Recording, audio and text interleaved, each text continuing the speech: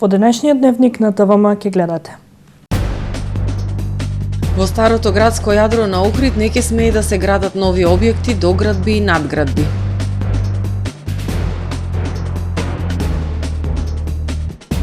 Од понеделник се очекува во Македонија да пристигнат ДТП вакцини за возрастни. Државниот инспекторат за животна средина извршил вонреден инспекцијски надзор на 3 локации на Струшкото крајбрежје. Ке се прошируваат надлежностите на граничната меѓуагенцијска единица и на Охридскиот аеродром. Лекарите во Јужна Кореја на штрајк. Владата им нареди веднаш да се вратат на работа. Со содржините во дневникот започнуваме повременската прогноза. Останете со нас. Трпе Инвест ви донесува метео на ТВМ.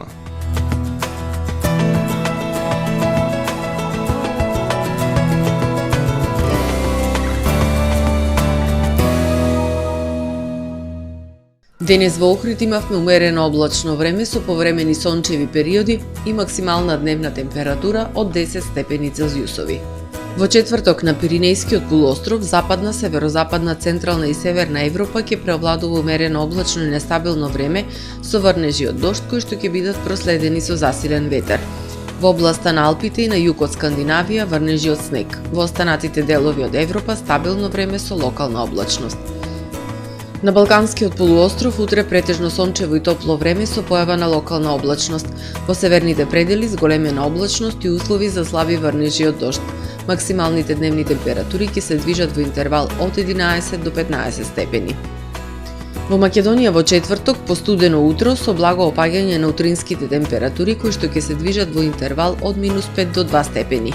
Во текот на денот ќе превладува претежно сончево, топло и ветровито време со појава на локална облачност. Ќе дува до умерен, слаб југоисточен и југозападен ветер кој што ќе достигне брзина до 20 км на час. Максималните дневни температури во Македонија утре ќе достигнат до 8, односно до 17 степени. Во Охрид во четврток постуденото утро во текот на денот ќе превладува претежно сончево и топло време со појава на локална облачност. Минималната температура од -1 степен, додека пак дневната ќе достигне до 12 степени. Во Охрид во петок и сабота ќе преовладува умерено облачно време со повремени сончеви периоди и надпросечно топло за овој период од годината. Минималната температура од 1, односно 5 степени, додека пак дневната ќе достигне до 13, односно до 10 степени. Во недела умерено облачно и нестабилно време со врнежи од дожд. Минималната температура од 5 степени, додека пак дневната ќе достигне до 10 степени.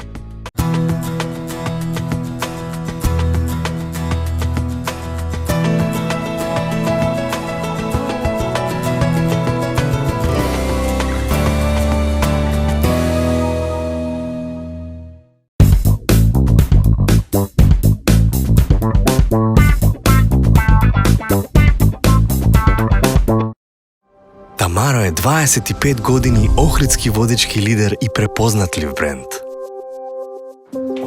Обуките од менаџерскиот тим се доказ за максимална посветеност кон вработените.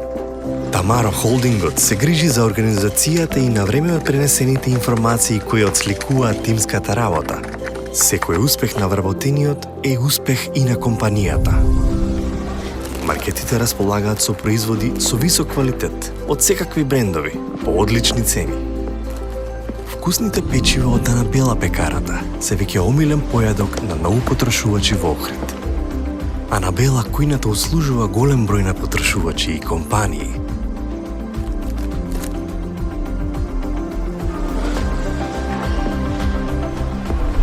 Рибарата е секогаш снабдена со најразлични видови на риба и морски плодови. А месарниците располагаат со свежо месо и месни производи во секое време.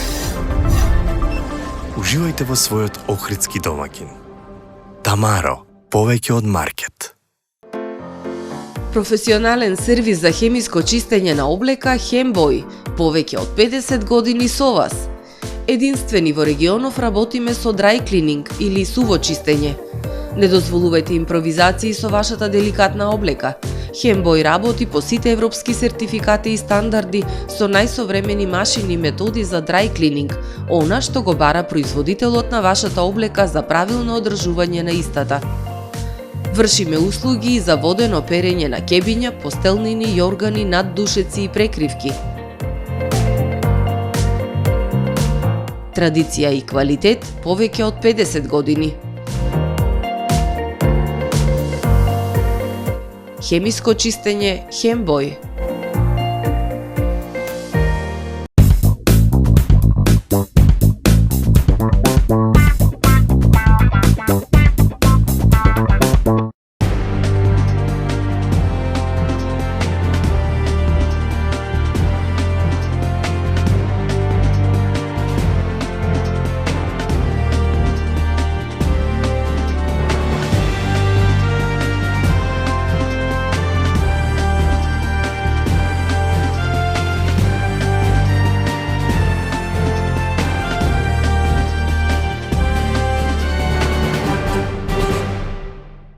Добар ден. Прво издание на Дневникот на ТВМ. Нема нови градби, доградби и наградби во старото градско јадро во Охрид. Ова го предвидува предлог Законот за измена и дополнување на Законот за старо градско јадро на Охрид, како културно наследство од особено значење. Целта на овие измени во законот е да се спречи уништување и деградирање на споменичната целина. Во старото градско јадро на Охрид нема да може да се градат нови објекти, доградби и надградби, се до донесувањето на новите детални урбанистички планови усогласени со заштитата. Ова е најзначајната новина која што е предвидена со предлог Законот за изменување и дополнување на Законот за старото градско јадро на Охрид како културно наследство од особено значење. Според Министерството за култура, со измените ќе се зголеми заштитата на споменичната целина на стариот град, согласно препораките на УНЕСКО. Усвоен извештајот за статусот на природното и културното наследство, извештај кој го усвои владата и веројатно со реактивната мониторинг мисија ќе се утврди на терен од она што све ние сме сакале, сме планирале, колку на терен е тоа направено. Во пресред на мониторинг мисијата на УНЕСКО во Охридскиот регион изготвена е и новата стратегија за туризам која предвидува удржлив развој и заштита на културното наследство. Една од препораките во реактивните мисии е да се интервенира и да се направи еден одржлив туризам. Нашата стратегија, нашата институција, односно професори од факултетот, направија стратегија за развој на туризмот за Охрид и таа е направена според сите препораки, земајќи ги сите препораки и принципи на УНЕСКО и на сите релевантни институции и тела за да се направи развој на туризмот. Развој кој што е во рамките на она да го унапредува светскиот статус на Охрид, а не да го уназадува. Во јули се очекува УНЕСКО повторно да расправа за статусот на Охридскиот регион. Државниот инспекторат за животна средина информира дека вчера извршил вонреден инспекцијски надзор за градежни активности на брегот на Охридското езеро, на Струшкото крајбрежје кон село Радожда, по добиена пријава од граѓанската иницијатива Охрид СОС. Државниот инспекторат за животна средина на 20 февруари извршил вонреден инспекцијски надзор за градежни активности на брегот на Охридското езеро на 3 локации во непосредна близина една од друга во село Радожда, општина Струга. Надзорот го извршиле виши инспектор за заштита на природата заедно со државниот инспектор за животна средина од канцеларија Охрид и овластени инспектори од општина Струга за животна средина и градежништво, како и инспектори од ОВР Струга, а по добиена пријава од граѓанската иницијатива Охрид СОС. При увидот на крајбрежјето на Охридското езеро е констатирано дека на лице место имаше изведени градежни активности од камен за оградување на парцели помеѓу езерото и патот село Радожда Струга.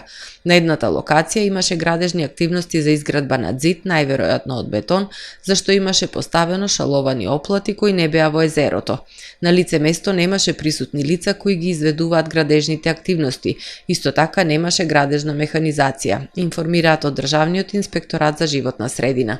Од страна на представниците од Општина Струга, постапката ќе продолжи согласно нивните законски овластувања. Општина Струга е одговорна за одржување, чување, почитување и правилно користење на природното и културното наследство, како и за преземање мерки за правилно користење на светското природно наследство согласно Законот за управување со светското природно и културно наследство на Охридскиот регион, посочуваат од Државниот инспекторат за животна средина. Додаваат дека на оваа локација и претходно постапувал инспекторатот при што е покрената кривична постапка со доставено барање до основното јавно обвинителство Струга. Се уште има пораст на случаи на голема кашлица поради што состојбата не е стабилна, но е под контрола, заклучи Комисијата за заразни болести. До денес се регистрирани 56 случаи на голема кашлица, од кои 46 во Скопје. Од понеделник се очекува да стигнат во Македонија ДТП вакцини за возрастни, така што ќе може да се имунизираат трудници и лица во семејства каде што има мали деца. Состојбата со големата кашлица е под контрола, но не може да се каже дека е стабилна, бидејќи се уште има пораст на потврдени случаи. Ова е заклучокот на Комисијата за заразни болести од денешната седница. До денес се потврдени вкупно 56 случаи на луѓе заразени со голема кашлица, од кои 46 се од Скопје, другите се во Куманово, Тетово и Гостивар. Од вкупниот број случаи, 14 се деца под 1 година, а 9 дополнително се на возраст од 1 до 4 години. 16 се невакцинирани, 12 некомплетно вакцинирани, изјави денеска председателот на Комисијата за заразни болести Александар Петличковски. За разлика од последниот пат кога правевме пресек на епидемиолошката состојба, сега се појавуваат и адолесценти, деца на возраст 10 до 14 години и повозрастни, и веројатно во тек на следните недели ќе има малку промена на ова демографска структура на позитивните случаи, односно очекуваме кај повозрастните и почесто да се потврдува ова болест. Но повторно сакам да потенцирам дека нашата најголема грижа како здравствен систем е спречување на ширењето на инфекцијата кај децата, кај малите деца, бидејќи децата до 1 година возраст се најзасегнати, односно најризични по однос на оваа болест. Останува препораката на Комисијата за надополнување на пропуштените вакцинални дози кај децата. Од 18 јануари, кога беше дадена препораката, до 14 февруари, вкупно се вакцинирани над 13.000 деца, што според Петличковски е солиден одзив, но како што рече, се уште има илјади деца кои требало да се вакцинираат, а не се вакцинирани. Најавеното упатство пак за однесување и постапки во услови на епидемија изготвено од Институтот за јавно здравје до крајот на неделата ќе биде обелоденето и испратено до сите инволвирани во процесот. И уште дискутиравме малку за тестирањето, за начинот на организација на тестирањето, за што повеќе лаборатории од јавното здравство да бидат спремни да одговорат на барањата, на барањата за тестирање, така што во следниве денови, навистина брзо очекуваме овде да се реагира, да се проценат лабораториите кои исполнуваат услови за воведување на ова тестирање, исто така да се назначи, да се формира една референтна лабораторија, државна, во која би можеле да се потврдуваат случаите на пертусис позитивни од приватни лаборатории. Во однос на тоа дали возрастните треба да се вакцинираат, Петличковски рече дека болеста пертусис за возрастни луѓе не е тешка болест. За неја има достапен лек и нема потреба од страв. Возрастните се опасни како преносители на болеста на малите деца и затоа се препорачува нивна заштита во семејства каде што има мали деца, прво со вакцини, потоа со антибиотици. Вакцини за возрастни во моментот нема, но сме многу близку да дојдат да се набават, мислам дека е прашање на ден. Бидејќи е отпочната постапката, има најава дека ќе пристигнат многу скоро и реално мислам дека веќе од почетокот на следната недела би можеле да рачунаме и на овие дози. Таа вакцина за возрастни е истата вакцина што се препорачува и за трудници. Во врска со носење невакцинирани деца во градинките, Петличковски кажа дека дел од градинките постапуваат по таа одлука, дел не, и дека тоа треба да го решаваат Министерството за здравство и Министерството за труд и социјала и да обезбедат постапување по препораките на Комисијата. Од јавното претпријатие Водовод Охрид за утре најавуваат прекин во водоснабдувањето на неколку улици, поради приклучување во мрежа на новата водоводна линија на улицата Асном. На ден 22 февруари, четврток, од 8 часот и 30 минути, ќе има повеќе часовен прекин во водоснабдувањето на улиците Асном, Никола Карев, Галичица и дел од булевард Туристичка, зградите кај кружниот тек, поради приклучување во мрежа на новата водоводна линија на улицата Асном, информираат од јавното предпријатие Водовод Охрид. Ке се прошируваат надлежностите на граничната меѓуагенцијска единица и на Охридскиот аеродром, единицата за сузбивање на шверцот на дрога, тероризам, нелегална миграција, како и останатите облици на организиран криминал, се формира во 2022 година, а лани се поврза со Интерпол. Граничната меѓуагенцијска единица на меѓународниот аеродром Скопје има највисоки заслуги во делот на сузбивање на шверцот на дрога, тероризам, нелегална миграција, како и останатите облици на организиран криминал. Единицата беше воспоставена во соработка на Царинската управа и МВР со Канцеларијата на Обединетите нации за дрога и криминал. Директорот на Царинската управа Стефан Богоев заедно со заменик директорот Муаре Масани остварија средба со експертот од тимот за контрола на стока и патници на граница на Канцеларијата на Обединетите нации за дрога и криминал. На средбата беше заклучено дека достигнувањата на единицата во изминатиот период поставиле високи цели за втората фаза од проектот, со која ќе се реализира поврзување со системите на земјите од Западен Балкан. Во оваа фаза е предвидено и проширување на надлежностите на единицата во делот на превенција и сузбивање на сите облици на организиран криминал и на меѓународниот аеродром во Охрид Свети Апостол Павле. Единицата е формирана во 2022 година, а минатата година истата беше поврзана со Интерпол, со што се овозможи размена на информации и унапредување на анализата на ризик. Во Охридската гимназија реализирана работилница потребите и предизвиците на средношколците во соработка со Младенски центар Охрид. Во Општинското средно училиште Свети Климент Охридски на 15 февруари во училишната библиотека учениците од 2 и 4 година беа активни учесници на работилницата на тема Потребите и предизвиците на средношколците, реализирана од страна на Младински центар Охрид. Оваа работилница беше од едукативен карактер за учениците. Се дискутираше за Законот за средно образование, Законот за младинско учество и младински политики, за начинот на функционирање на ученичките заедници, како и за функцијата дете правобранител во училиштата, информираат од Охридската гимназија. Учениците споделуваа искуство од секојдневните случаи, предизвици со кои се соочуваат во времето кое го поминуваат на училиште, како и потребите и предизвиците на младите средношколци воопшто во градот Охрид. Учениците дадоа свој придонес со предлог решенија на конкретни проблеми. Целта на оваа работилница беше да се лоцираат нивните приоритетни потреби и проблеми со кои се соочуваат, а потоа да се формулираат конкретни решенија за подобрување на положбата на средношколците, велат од училиштето. Конкурс за најдобра песна за основците и средношколците и специјален час во училиштата по повод 21 март, Светскиот ден на поезијата. По повод 21 март, Светскиот ден на поезијата, Министерството за образование и наука и Поетскиот фестивал Струшки вечери на поезијата објавија конкурс за избор на најдобра песна наменет за учениците од основните и средните училишта во државава. Целта на конкурсот е поттикнување на креативноста и имагинацијата на учениците и популаризација на поезијата како литературна форма и највисок јазичен израз.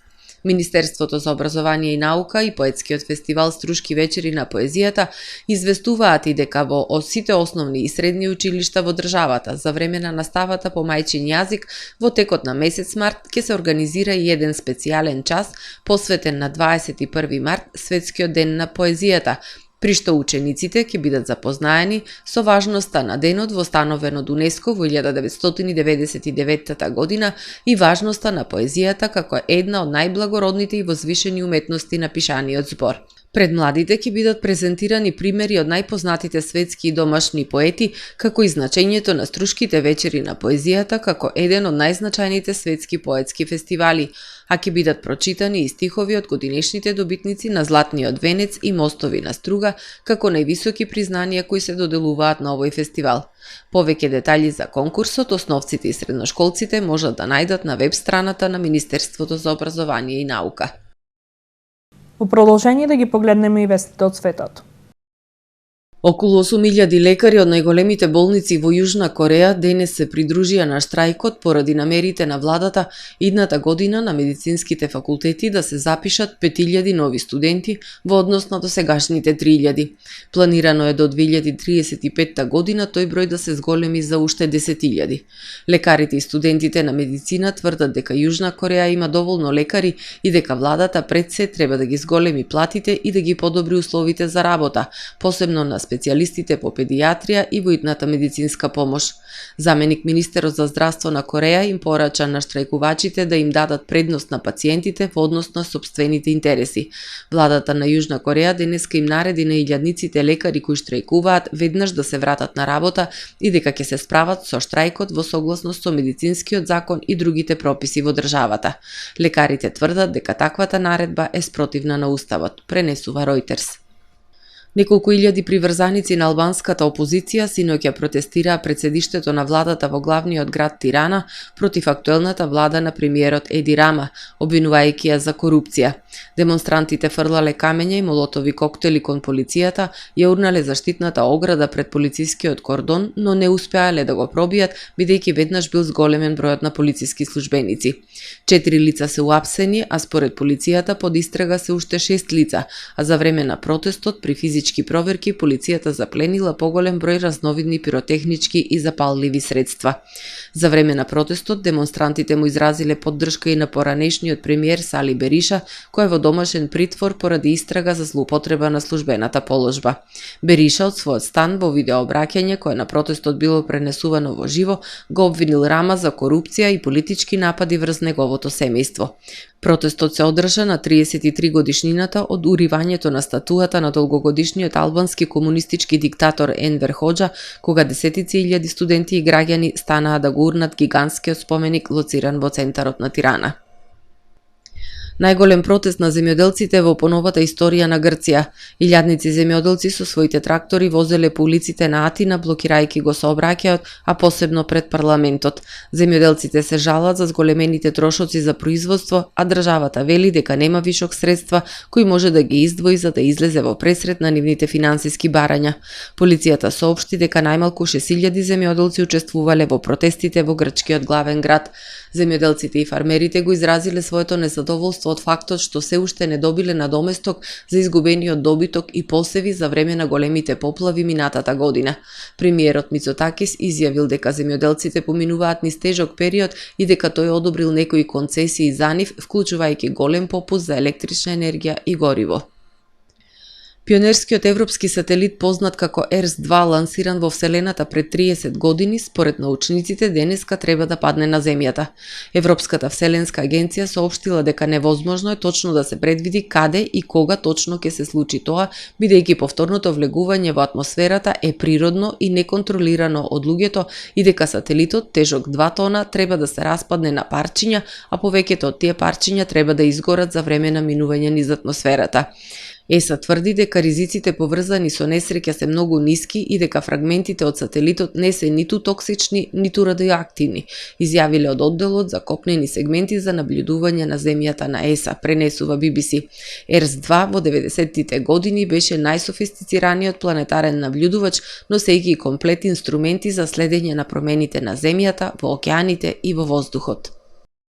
Почитувани гледачи, ова е се во првиот дневник. Повеќе информации на нашиот портал tvm.mk и на профилите на ТВМ на социјалните мрежи. Пријатно!